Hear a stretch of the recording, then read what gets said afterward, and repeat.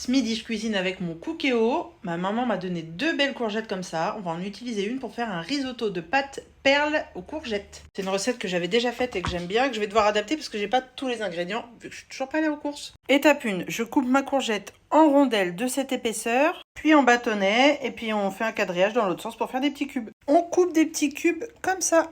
Normalement, il faut de l'échalote et de l'ail. J'ai que de l'ail surgelé, donc je vais m'en servir. Je vais commencer déjà par verser de l'huile d'olive dans ma cuve et démarrer le préchauffage. Je vais faire revenir un peu du coup l'ail et j'ajoute ma courgette. Si comme moi, t'as pas une grosse courgette, si contrairement à moi, t'as pas une grosse courgette, tu prends 3 petites. Et on va faire revenir les courgettes.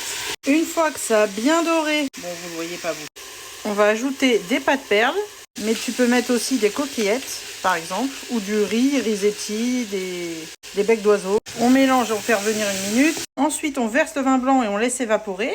15 centilitres de vin blanc. Ensuite, on verse 50 centilitres de bouillon. Là, j'en ai déjà versé 25 et j'ai complété avec de l'eau parce que j'avais mal dilué. On pense à saler, à poivrer. On ajoute 2 cuillères à soupe de crème fraîche épaisse ou moi semi-épaisse. On mélange le tout. T'as vu, ça change de couleur avec la crème fraîche. Et ça part sous pression pendant 7 minutes. Et voilà le résultat. Maintenant, je vais ajouter un petit fromage comme ceci dedans. Je sais pas combien je vais en mettre, mais je vais en mettre quelques-uns. Regarde-moi ça. Voilà ce que ça donne. Et pour les garçons, il restait des œufs. Je leur ai fait des œufs durs. Un petit bout de fromage. Et pour moi, il reste une tranche de jambon cru, pareil, avec un petit bout de fromage. On va se régaler. J'espère que ça t'a donné envie de le refaire. En dessert, j'ai décongelé des petits gâteaux comme ça qu'on va mettre avec de la crème anglaise. Je trouve que je m'en sors plutôt bien sans avoir fait les courses encore. Ça va pas durer. J'espère que ça t'a plu. Bisous, bon après-midi.